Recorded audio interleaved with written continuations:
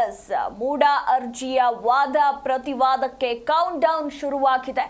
ಇಂದು CM ಸಿದ್ದರಾಮಯ್ಯನವರ ಮೂಡ ಭವಿಷ್ಯ ಹೊರಬೀಳುತ್ತಾ ಹಿಂದೆ ನಿರ್ಧಾರ ಆಗಲಿದೆಯಾ ಅನ್ನೋದರ ಕುರಿತಾಗಿ ಸಾಕಷ್ಟು ಕುತೂಹಲ ಇರುವಂಥದ್ದು. ಮಾಹಿತಿ ಪ್ರಕಾರ ವಿಚಾರಣೆ ಬಳಿಕ ತೀರ್ಪನ್ನ ಕಾಯ್ದಿರಿಸುವ ಸಾಧ್ಯತೆ ಇದೆ ಅಂತ ಹೇಳಲಾಗ್ತಾ ಇದೆ. ಇನ್ನೇನು 2 ಗಂಟೆ ಹಾಗೆ ಹೋಯ್ತು. ಇನ್ನೊಂದು ಅರ್ಧ ಗಂಟೆ ಮಧ್ಯಾಹ್ನ 2:30ಕ್ಕೆ ನಡೆಯುವ ವಾದ ಪ್ರತಿವಾದ. ಇತ್ತ ಸಿಎಂ ಪರ ಅಭಿಷೇಕ್ ಮನು ಸಿಂಘ್ವಿ ಮತ್ತೆ ವಾದ ಮಂಡಿಸುವ ಸಾಧ್ಯತೆ ಇರುವಂಥದ್ದು. ಹೀಗಾಗಿ ಸಿಎಂ ಸಿದ್ದರಾಮಯ್ಯನವರಿಗೆ ಇವತ್ತು ಬಿಗ್ ಡೇ ಅಂತಾನೆ ಹೇಳಬಹುದು. ಸೊ ಕಾದು ನೋಡಬೇಕು ಸಿಎಂ ಮೂಡ ಭವಿಷ್ಯ ಏನಾಗಲಿದೆ. ವಾದ ಪ್ರತಿವಾದ ಎಲ್ಲವೂ ಕೂಡ ಮುಗಿದು ಇವತ್ತೇ ತೀರ್ಪೇನಾದರೂ ಹೊರಬೀಳುವ ಚಾನ್ಸಸ್ ಇದೆಯಾ ಅಥವಾ ತೀರ್ಪನ್ನ ಕಾಯ್ದಿರಿಸುವ ಸಾಧ್ಯತೆ ಏನಾದರೂ ಇದೆಯಾ? ಬಹುತೇಕ ತೀರ್ಪನ್ನ ಕಾಯ್ದಿರಿಸುವ ಸಾಧ್ಯತೆ ದಟ್ಟವಾಗಿದೆ ಅಂತ ಹೇಳಲಾಗ್ತಾ ಇರುವಂಥದ್ದು. ಸೊ ಹೀಗಾಗಿ ಇರುವಂತಹ ಸರ್ಕಾರಿ ಕಾರ್ಯಕ್ರಮಗಳನ್ನ, ಹಾಗೆ ಚಾಮುಂಡಿ ಬೆಟ್ಟಕ್ಕೂ ಕೂಡ ಇವತ್ತು ಭೇಟಿ ಕೊಡಬೇಕಾಗಿತ್ತು. ಆದರೆ ಚಾಮುಂಡಿ ಭೇಟಿಯನ್ನು ಕೂಡ ರದ್ದು ಮಾಡಿದ್ರು. ಮನೆಯಲ್ಲೇ ವಾದ ಪ್ರತಿವಾದವನ್ನ ಆಲಿಸಲಿದ್ದಾರೆ ಸಿಎಂ ಸಿದ್ದರಾಮಯ್ಯ. ಮನೆಯಲ್ಲೇ ಕೋರ್ಟ್ ಕಲಾಪವನ್ನ ವೀಕ್ಷಿಸಲಿರುವ ಸಿಎಂ ಸಿದ್ದು ಕೋರ್ಟ್ ಆದೇಶವನ್ನ ನೋಡಿಕೊಂಡು ತದನಂತರ ಮೈಸೂರಿಗೆ ಪ್ರಯಾಣವನ್ನ ಬೆಳೆಸಲಿದ್ದಾರೆ. ಸಂಜೆ ಮೈಸೂರಿಗೆ ಹೋಗಿ ನಾಳೆ ಚಾಮುಂಡಿ ದೇವಿಯ ದರ್ಶನ ಪಡೆಯುವ ಸಾಧ್ಯತೆ ಇದೆ. ನಾಳೆ ಚಾಮುಂಡಿ ಬೆಟ್ಟಕ್ಕೆ ಭೇಟಿ ನೀಡುವ ಸಾಧ್ಯತೆ ಇದೆ ಅನ್ನೋದರ ಕುರಿತಾಗಿ ಮಾಹಿತಿ ಕೂಡ ಇರುವಂಥದ್ದು. ಸೊ ಹೀಗಾಗಿ ಇವತ್ತು ಎಲ್ಲೂ ಹೋಗದೆ ಸಿಎಂ ಸಿದ್ದರಾಮಯ್ಯನವರು ಮನೆಯಲ್ಲೇ ಕೋರ್ಟ್ ಕಲಾಪವನ್ನ ವೀಕ್ಷಿಸಲಿದ್ದಾರೆ. ಸಿಎಂ ಮೂಡ ಭವಿಷ್ಯ ಹಿಂದೆ ನಿರ್ಧಾರ ಆಗುತ್ತಾ ಅಥವಾ ಇಲ್ವಾ, ತೀರ್ಪು ಹೊರಬೀಳುತ್ತಾ, ಕಾಯ್ದಿರಿಸ್ತಾರಾ ಅನ್ನೋದರ ಕುರಿತಾಗಿ ಇನ್ನಷ್ಟೇ ಕಾದು ನೋಡಬೇಕು. ಸಿಎಂ ಸಿದ್ದರಾಮಯ್ಯನವರ ಪರವಾಗಿ ಹಿರಿಯ ವಕೀಲ ಅಭಿಷೇಕ್ ಮನು ಸಿಂಘ್ವಿ ಅವರು ನ್ಯಾಯಮೂರ್ತಿ ನಾಗಪ್ರಸನ್ನ ಅವರ ಪೀಠದ ಎದುರು ಈಗಾಗಲೇ ವಾದವನ್ನ ಮಂಡಿಸಿದ್ದಾರೆ. ಇವತ್ತು ಮತ್ತೊಮ್ಮೆ ವಾದವನ್ನ ಮಂಡಿಸುವ ಸಾಧ್ಯತೆ ಇರುವಂಥದ್ದು. 2:30ಕ್ಕೆ ಅರ್ಜಿ ವಿಚಾರಣೆ ಶುರುವಾಗಲಿದೆ. ಸೊ ಹೀಗಾಗಿ ಸಾಕಷ್ಟು ಕುತೂಹಲ ಇರುವಂಥದ್ದು.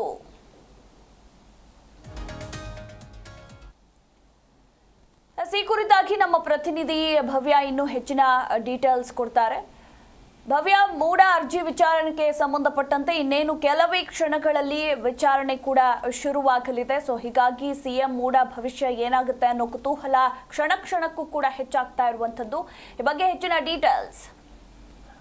ಎಸ್ ಮಧು, ಸದ್ಯದ ಅಪ್ಡೇಟ್ ಈಗಾಗಲೇ ಹೈಕೋರ್ಟ್ಗೆ ಅಬ್ರಾಮ್ ಅಂದ್ರೆ ದೂರುದಾರ ಟಿ.ಜೆ. ಅಬ್ರಾಮ್ ಅವರು ಕೂಡ ಬಂದಿರುವಂತದ್ದು. ಅವರ ವಕೀಲರಾದಂತಹ ರಂಗನಾಥ್ ರೆಡ್ಡಿ ಕೂಡ ಈಗಾಗಲೇ ಹಾಜರಾಗಿದ್ದಾರೆ. ಸುಮಾರು 2:30 ಸಂದರ್ಭದಲ್ಲಿ ಹೈಕೋರ್ಟ್ ನಲ್ಲಿ ವಾದ ಪ್ರತಿವಾದ ಕೂಡ ನಡೆಯುತ್ತೆ. ಸಿಎಂ ಸಿದ್ದರಾಮಯ್ಯ ವಿರುದ್ಧ ಪ್ರಾಸಿಕ್ಯೂಷನ್ ಅನುಮತಿ ವಿಚಾರಕ್ಕೆ ಸಂಬಂಧಪಟ್ಟಂತೆ ಇವತ್ತು ಹೈಕೋರ್ಟ್ನ ಏಕಸದಸ್ಯ ಪೀಠದ ನ್ಯಾಯಮೂರ್ತಿ ನಾಗಪ್ರಸನ್ನ ಅವರ ಪೀಠದಲ್ಲಿ ಒಂದು ವಾದ ಪ್ರತಿವಾದ ನಡೆಯುತ್ತೆ. ಸದ್ಯ ಎಲ್ಲರ ಚಿತ್ತ ಹೈಕೋರ್ಟ್ನತ್ತ ಅಂತ ಹೇಳ್ಬೋದು. ಯಾಕಂದ್ರೆ ಸಿಎಂ ಸಿದ್ದರಾಮಯ್ಯ ಅವರು ಕೂಡ ತಮ್ಮ ನಿವಾಸದಲ್ಲೇ ಈ ಕೋರ್ಟ್ ಕಲಾಪವನ್ನ ಕೂಡ ವೀಕ್ಷಣೆ ಮಾಡಲಿದ್ದಾರೆ ಅನ್ನೋ ಮಾಹಿತಿ ಕೂಡ ಇರುವಂತದ್ದು. ಸದ್ಯ ಆಗಸ್ಟ್ 19, 29 ಹಾಗೇನೆ ಆಗಸ್ಟ್ 31ರಂದು ಅರ್ಜಿ ವಿಚಾರಕ್ಕೆ ಸಂಬಂಧಪಟ್ಟಂತೆ ವಾದ ಪ್ರತಿವಾದ ನಡೆದಿತ್ತು. ಸೊ ಇವತ್ತಿಗೆ ಹೈಕೋರ್ಟ್ ವಿಚಾರಣೆಯ ಕೂಡ ಮುಂದೂಡಿಕೆ ಮಾಡಿತ್ತು. ಸದ್ಯ ಹೈಕೋರ್ಟ್ ಅಲ್ಲಿ ಏನು ನಡೆಯುತ್ತೆ, ಯಾವ ರೀತಿಯಾದಂತಹ ಆದೇಶವನ್ನ ನ್ಯಾಯಮೂರ್ತಿ ಕೊಡ್ತಾರೆ ಅನ್ನೋದು ಕೂಡ ಎಲ್ಲರ ಕುತೂಹಲ ಆಗಿರುವಂತದ್ದು. ಯಾಕಂದ್ರೆ ರಾಜ್ಯಪಾಲರ ಪ್ರಾಸಿಕ್ಯೂಷನ್ಗೆ ವಿಚಾರಕ್ಕೆ ಸಂಬಂಧಪಟ್ಟಂತೆ ಸಿದ್ದರಾಮಯ್ಯ ಪರ ವಕೀಲರಾದಂತಹ ಅಭಿಷೇಕ್ ಮನು ಸಿಂಘ್ವಿ ಅವರು ಇವತ್ತು ಪ್ರಬಲವಾದ ವಾದವನ್ನ ಮಂಡನೆ ಮಾಡಲಿದ್ದಾರೆ. ಯಾಕಂದ್ರೆ ಈಗಾಗಲೇ 3 ದೂರುದಾರರ ವಕೀಲರು ಕೂಡ ಬಹಳಷ್ಟು ವಿಚಾರಗಳ ಅಂದ್ರೆ ಸಿಎಂ ಸಿದ್ದರಾಮಯ್ಯವರ ಈ ವಿಚಾರದಲ್ಲಿ ಪಾತ್ರ ಏನು ಅನ್ನೋದ್ರ ಬಗ್ಗೆ ಬಹಳಷ್ಟು ಸಾಕ್ಷ್ಯಗಳನ್ನು ಇಟ್ಟುಕೊಂಡು ವಾದವನ್ನ ಕೂಡ ಮಾಡಿದ್ರು. ಸೊ ಹೀಗಾಗಿ ಇವತ್ತು ಕೌಂಟರ್ ಆಗಿ ಯಾವ ರೀತಿಯಾಗಿದ್ದು ಅಭಿಷೇಕ್ ಮನು ಸಿಂಘ್ವಿ ಅವರು ವಾದ ಮಾಡ್ತಾರೆ ಅನ್ನೋದು ಇಲ್ಲಿ ಪ್ರಮುಖವಾಗಿರುವಂತದ್ದು. ಅಷ್ಟು ಮಾತ್ರವಲ್ಲದೆ ರಾಜ್ಯಪಾಲರ ಪರ ಸಾಲಿಸಿಟರ್ ಜನರಲ್ ತುಷಾರ್ ಮೆಹ್ತಾ ಅವರು ಕೂಡ 5 ಅಂಶಗಳನ್ನು ಇಟ್ಟುಕೊಂಡು ವಾದ ಮಾಡ್ತಾ ಇರುವಂತದ್ದು. ಸೊ ಇದಕ್ಕೆ ಕೌಂಟರ್ ಆಗಿ ಸಿದ್ದರಾಮಯ್ಯ ಪರ ವಕೀಲರು ಯಾವ ರೀತಿ ವಾದ ಮಾಡಿ ಸಿದ್ದರಾಮಯ್ಯ ಪರ ವಕಾಲತ್ತು ವಹಿಸ್ತಾರೆ ಅನ್ನೋದು ಇಲ್ಲಿ ಪ್ರಮುಖವಾಗಿರುವಂತದ್ದು. ಮೂಡ ಹಗರಣಕ್ಕೆ ಅಂದ್ರೆ ಈಗಾಗಲೇ ನ್ಯಾಯಾಧೀಶರು ಕೂಡ ಒಂದು ಪ್ರಶ್ನೆಯನ್ನ ಮುಂದಿಟ್ಟಿದ್ರು. ಏನು ದೂರುದಾರರಿರ್ಬೋದು ಹಾಗೇನೆ ರಾಜ್ಯಪಾಲರ ಎದುರು ಅಂದ್ರೆ ಸಿಎಂ ಸಿದ್ದರಾಮಯ್ಯ ಅವರ ಪಾತ್ರ ಏನು ಅದನ್ನು ನಮ್ಗೆ ಸರಿಯಾದ ರೀತಿ ತಿಳಿಸುತ್ತೆ. ಇದಕ್ಕೆ ಸಂಬಂಧಪಟ್ಟಂತೆ ರಾಜ್ಯಪಾಲರ ಪರ ಸಾಲಿಸಿಟರ್ ಜನರಲ್ ಆಗಿರ್ಬೋದು ಕೆಲವೊಂದು ದಾಖಲಾತಿಗಳನ್ನು ಕೂಡ ನ್ಯಾಯಾಧೀಶರು ಎದುರು ಕೊಟ್ಟಿರುವಂತದ್ದು ಅಂದ್ರೆ 31ನೇ ತಾರೀಕು. ಸೊ ಇದನ್ನೆಲ್ಲ ಇವತ್ತು ಪರಿಶೀಲನೆ ಮಾಡಿ ನ್ಯಾಯಮೂರ್ತಿ ಯಾವ ರೀತಿಯಾದಂತಹ ಆದೇಶವನ್ನ ಕೊಡ್ತಾರ ಅಥವಾ ಇವತ್ತಿನ ವಾದ ಪ್ರತಿವಾದವನ್ನ ಆಲಿಸಿ ಆದೇಶವನ್ನ ಕಾಯ್ದಿರಿಸ್ತಾರ ಅನ್ನೋದು ಪ್ರಮುಖವಾಗಿರುವಂತದ್ದು. ಇಲ್ಲಿ ಪ್ರಮುಖವಾಗಿ ಟಿ.ಜೆ. ಅಬ್ರಹಂ ಅವರು ರಾಜ್ಯಪಾಲರಿಗೆ ದೂರನ್ನು ಕೊಡ್ತಾರೆ. ಇದನ್ನ ಆಧಾರದ ಮೇರೆಗೆ ರಾಜ್ಯಪಾಲರು ಪ್ರಾಸಿಕ್ಯೂಷನ್ಗೆ ಅನುಮತಿ ಕೊಟ್ಟಿರುವಂತದ್ದು. ಸೊ ಹೀಗಾಗಿ ಪ್ರಾಸಿಕ್ಯೂಷನ್ಗೆ ಅನುಮತಿ ಕೊಟ್ಟಿರೋದು ಸರಿಯಲ್ಲ ಅಂತ ಕಾಂಗ್ರೆಸ್ ಪಕ್ಷದಲ್ಲಿರುವಂತಹ ಸಚಿವರಾಗಿರ್ಬೋದು, ಸಿಎಂ ಸಿದ್ದರಾಮಯ್ಯ ಎಲ್ಲ ಅವರು ವಿರೋಧ ವ್ಯಕ್ತಪಡಿಸ್ತಾ ಇರುವಂತದ್ದು. ಸೊ ಹೀಗಾಗಿ ನ್ಯಾಯಾಲಯದಲ್ಲಿ ಟಿ.ಜೆ. ಅಬ್ರಾಮ್ ಪರ ವಕೀಲರಾದಂತಹ ರಂಗನಾಥ್ ರೆಡ್ಡಿ ಅವರು ಕೆಲವೊಂದು ಸ್ಪಷ್ಟನೆಯನ್ನ ಕೊಟ್ಟಿದ್ದಾರೆ. ಅಂದ್ರೆ ಡಿನೋಟಿಫಿಕೇಶನ್ ಆದಾಗ ಸಿದ್ದರಾಮಯ್ಯ ಅವರು ಡಿ.ಸಿ.ಎಂ ಆಗಿದ್ರು, ಹಾಗೇನೆ ಭೂಮಿ ಪರಿವರ್ತನೆ ಆದಾಗ ಕೂಡ ಅವರು ಡಿ.ಸಿ.ಎಂ ಆಗಿರುವಂತದ್ದು.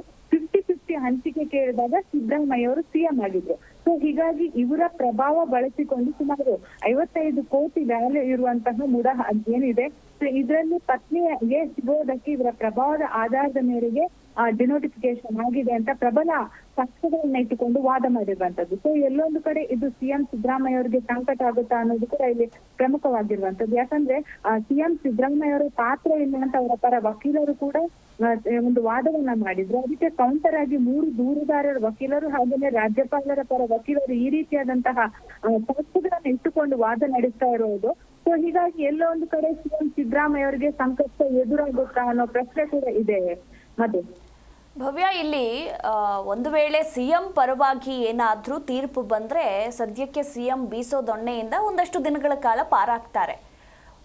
ಇನ್ನೊಂದು, ಸಿಎಂ ವಿರುದ್ಧವಾಗಿ ಏನಾದ್ರೂ ತೀರ್ಪು ಬಂದ್ಬಿಟ್ರೆ ಅವರ ಮುಂದಿರುವಂತಹ ಆಯ್ಕೆಗಳು ಏನೇನು ಅಂತ.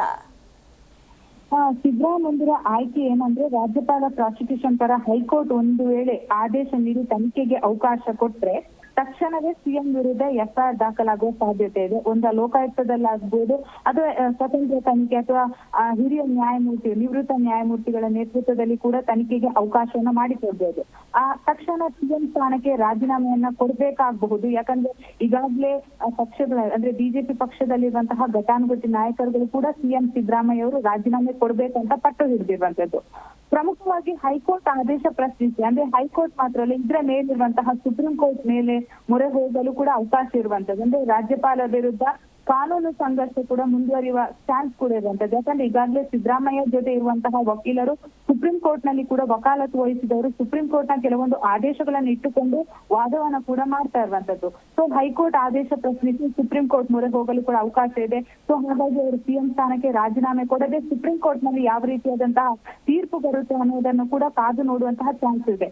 ಜೊತೆಗೆ ರಾಜ್ಯಾದ್ಯಂತ ಮತ್ತೊಂದು ಸುತ್ತಿನಲ್ಲಿ ಈಗಾಗಲೇ ಮೊನ್ನೆದು ರಾಜ್ಯಪಾಲರ ನಡೆಯನ್ನ ಖಂಡಿಸಿ ಕಾಂಗ್ರೆಸ್ನ ಸಚಿವರುಗಳಾಗಿರ್ಬೋದು, ಡಿಸಿಎಂ ಆಗಿರ್ಬೋದು, ಸಿಎಂ ಕೂಡ ಒಂದು ಪ್ರತಿಭಟನೆ ಕೂಡ ಮಾಡಿದ್ರು. ಸೊ ಹೀಗಾಗಿ ರಾಜ್ಯಾದ್ಯಂತ ಮತ್ತೊಂದು ಸುತ್ತಿನಲ್ಲಿ ಜನರ ಗಮನ ಸೆಳೆಯುವುದಕ್ಕೆ ಈ ರೀತಿಯಾದಂತಹ ಪ್ರತಿಭಟನೆ ಮಾಡುವ ಸಾಧ್ಯತೆ ಕೂಡ ಇರುವಂತದ್ದು. ಅಷ್ಟು ಮಾತ್ರವಲ್ಲದೆ ರಾಷ್ಟ್ರ ಮಟ್ಟದಲ್ಲೂ ಕೂಡ ಕಾಂಗ್ರೆಸ್ ಈ ವಿಚಾರ ಪ್ರಸ್ತಾಪಿಸಿ ಕೇಂದ್ರ ಸರ್ಕಾರ ರಾಜ್ಯಪಾಲರ ವಿರುದ್ಧ ರಾಜಕೀಯ ಹೋರಾಟ ಮಾಡೋ ಚಾನ್ಸ್ ಇದೆ. ಯಾಕಂದ್ರೆ ಈಗಾಗಲೇ ರಾಜ್ಯಪಾಲರು ಬೇರೆಯವರ ಒತ್ತಡದಿಂದ ಈ ರೀತಿಯಾದಂತಹ ಪ್ರಾಸಿಕ್ಯೂಷನ್ಗೆ ಅನುಮತಿಯನ್ನ ಕೊಟ್ಟಿದ್ದಾರೆ ಅಂತ ಪ್ರಬಲವಾದ ವಾದ ಆಗ್ತಾ ಇರುವಂತದ್ದು. ಯಾಕಂದ್ರೆ ರಾಜ್ಯಪಾಲರ ಅಂಗಳದಲ್ಲಿ ಬಿಜೆಪಿಯಲ್ಲಿ ಸಚಿವರಾಗಿದ್ದಂತಹ ಹಾಗೇನೆ ಎಸ್ ಕುಮಾರಸ್ವಾಮಿ ಆಗಿರ್ಬೋದು, ಜನಾರ್ದನ್ ರೆಡ್ಡಿ ಆಗಿರ್ಬೋದು, ಶಶಿಕಲಾ ಜೊಲ್ಲೆ, ಸೊ ಇವರ ವಿರುದ್ಧ ಕೂಡ ಈಗಾಗಲೇ ಕೆಲವೊಂದು ತನಿಖೆಗೆ ಒಂದು ಅನುಮತಿ ಕೋರಿ ರಾಜ್ಯಪಾಲರ ಬಳಿ ಕೆಲವರು ಕೇಳಿರುವಂತದ್ದು. ಆದ್ರೆ ಇದಕ್ಕೆ ಯಾವುದೇ ರೀತಿಯಾದಂತಹ ಅನುಮತಿಯನ್ನ ಕೊಡದೆ ಸಿಎಂ ಸಿದ್ದರಾಮಯ್ಯ ಪರ ಇರುವಂತಹ ಡಿನೋಟಿಫಿಕೇಶನ್ ಪ್ರಕರಣಕ್ಕೆ ಅನುಮತಿಯನ್ನ ಕೊಟ್ಟಿದ್ದಾರೆ. ಸೊ ಎಲ್ಲೊಂದು ಕಡೆ ರಾಜಕೀಯ ಒತ್ತಡದಿಂದ ರಾಜ್ಯಪಾಲರು ಈ ರೀತಿ ಮಾಡ್ತಾ ಇದ್ದಾರೆ ಅಂತ ಪ್ರಬಲವಾದ ವಾದ. ಸೊ ಹೈಕೋರ್ಟ್ ಅಲ್ಲಿ ಒಂದು ವೇಳೆ ಸಿದ್ದರಾಮಯ್ಯ ಅವರಿಗೆ ಹಿನ್ನಡೆ ಆದ್ರೆ ಅವರು ಡೈರೆಕ್ಟ್ ಆಗಿ ಸುಪ್ರೀಂ ಕೋರ್ಟ್ ಹೋಗ್ತಾರೆ. ಸುಪ್ರೀಂ ಕೋರ್ಟ್ ಅಲ್ಲಿ ಕೂಡ ಇದೇ ರೀತಿ ವಾದ ಪ್ರತಿವಾದ ನಡೆಯುತ್ತೆ. ಯಾಕಂದ್ರೆ 3 ದೂರುದಾರರು ಕೂಡ ಹಿಂದೆ ಹಾಕಿಲ್ಲ. ಈಗಾಗಲೇ ಅವರಲ್ಲಿರುವಂತಹ ಸಾಕ್ಷ್ಯಗಳನ್ನ ಮುಂದಿಟ್ಟುಕೊಂಡು ಅವರ ಪರ ವಕೀಲರು ಕೂಡ ವಕಾಲತನ್ನು ವಹಿಸ್ತಾ ಇರೋದು.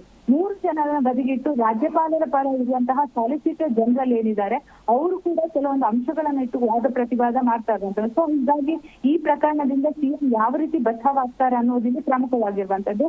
ಸದ್ಯ ಇವತ್ತು 2:30 ಸುಮಾರಿಗೆ ಏಕಸದಸ್ಯ ಪೀಠದಲ್ಲಿ ಅರ್ಜಿ ವಿಚಾರಣೆ ಕೂಡ ಆರಂಭವಾಗುತ್ತೆ. ಈ ಸಂದರ್ಭದಲ್ಲಿ ಇವತ್ತು ಪ್ರಮುಖವಾಗಿ ಸ್ನೇಹಮಯಿ ಕೃಷ್ಣ ಅವರ ಪರ ವಕೀಲರು ಮೊದಲನೇದಾಗಿ ವಕಾಲತ್ತು ವಹಿಸ್ತಾರೆ. ತದನಂತರ ಇದಕ್ಕೆ ಕೌಂಟರ್ ಆಗಿ ಸಿಎಂ ಸಿದ್ದರಾಮಯ್ಯ ಪರ ವಕೀಲರು ಅಂದ್ರೆ ಹಿರಿಯ ವಕೀಲರು ರವಿಕುಮಾರ್ ಆಗಿರ್ಬೋದು, ಅಭಿಷೇಕ್ ಮನು ಸಿಂಘಿ ಅವರು ಕೂಡ ವಾದವನ್ನ ಪ್ರತಿವಾದವನ್ನ ನಡೆಸ್ತಾರೆ. ಮಧು. ಎಸ್, ಥ್ಯಾಂಕ್ ಯು ಭವ್ಯ ನಿಮ್ಮೆಲ್ಲ ಮಾಹಿತಿಗಾಗಿ. ಒಟ್ಟಾರೆಯಾಗಿ ಸಿಎಂ ಮೂಡ ಭವಿಷ್ಯ ಏನಾಗಲಿದೆ ಅನ್ನೋದ್ರ ಕುರಿತಾಗಿ ಸಾಕಷ್ಟು ಕುತೂಹಲ ಇರುವಂಥದ್ದು. ನಾನು ಆಗ್ಲೇ ಹೇಳಿದಂತೆ, ಹಾಗೆ ನಮ್ಮ ಪ್ರತಿನಿಧಿ ಕೂಡ ಹೇಳ್ತಾ ಇದ್ರು, ಒಂದು ವೇಳೆ ಸಿಎಂ ಪರವಾಗಿ ತೀರ್ಪೇನಾದ್ರೂ ಬಂದ್ರೆ ಒಂದಷ್ಟು ದಿನಗಳ ಕಾಲ ಬೀಸೋ ದೊಣ್ಣೆಯಿಂದ ತಪ್ಪಿಸ್ಕೊಳ್ತಾರೆ. ಹಾಗೆ ಶಾಸಕರಿರಬಹುದು, ಸಚಿವರು, ಕಾರ್ಯಕರ್ತರಲ್ಲಿ ಆತ್ಮವಿಶ್ವಾಸ ಕೂಡ ಹೆಚ್ಚಾಗುತ್ತೆ. ರಾಜಕೀಯವಾಗಿ ಸಿಎಂ ಮತ್ತಷ್ಟು ಬಲಿಷ್ಠವಾಗೋದು ಕೂಡ ಫಿಕ್ಸ್ ಅಂತಾನೆ ಹೇಳಬಹುದು. ಹಾಗೆ ಸಿಎಂ ವಿರುದ್ಧವಾಗಿ ಏನಾದ್ರೂ ತೀರ್ಪು ಬಂದ್ರೆ ಸಿಎಂ ಸುಪ್ರೀಂ ಕೋರ್ಟ್ ಮೊರೆ ಹೋಗುವ ಚಾನ್ಸಸ್ ಅತಿ ಹೆಚ್ಚಾಗಿದೆ. ಹಾಗೆ ರಾಜೀನಾಮೆ ಕೊಡಬಹುದು ಅಥವಾ ರಾಜೀನಾಮೆ ನೀಡದೆ ಕಾನೂನು ಹೋರಾಟವನ್ನ ಮುಂದುವರಿಸುವ ಕೂಡ ಇರುವಂಥದ್ದು. ಒಟ್ಟಾರೆಯಾಗಿ ಏನಾಗುತ್ತೆ ಇವತ್ತಿನ ಭವಿಷ್ಯ, ಸಿಎಂ ಮೂಡ ಭವಿಷ್ಯ ಅನ್ನೋದ್ರ ಕುರಿತಾಗಿ ಕಾದು ನೋಡಬೇಕು. ತೀರ್ಪು ಕಾಯ್ದಿರಿಸ್ತಾರಾ ಅಥವಾ ಇವತ್ತೇ ಪ್ರಕಟಗೊಳ್ಳುತ್ತಾ ಅನ್ನೋದ್ರ ಕುರಿತಾಗಿಯೂ ಕೂಡ ಸಾಕಷ್ಟು ಕುತೂಹಲ ಇರುವಂಥದ್ದು. ಇನ್ನೇನು ಕೆಲವೇ ಕ್ಷಣಗಳಲ್ಲಿ ಅರ್ಜಿ ವಿಚಾರಣೆ ಶುರುವಾಗಲಿದೆ.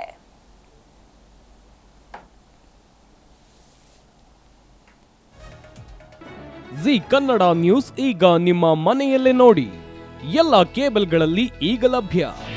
ನಿಮ್ಮ ನೆಚ್ಚಿನ ಜಿ ಕನ್ನಡ ನ್ಯೂಸ್ ಈಗ ಸನ್ ಡೈರೆಕ್ಟ್ ನಲ್ಲಿ number 292, Tata Play number 1664, Jio TV number 1334, NXT Digital number 30, In Cable number 30, City Networks 51, U Digital number 162, GTPL number 17, Rockline telecommunications number 42, Shri Basaveshwara cable number 168, rural cable network 60, Vinayaka digital 57, Abhishek cable 821, city channel 53, Siddeshwara cable network 57, ವಿ4 digital infotech 628, Surya digital networks 53, Gajanan digital number 836, Malnad Infotech Private Limited number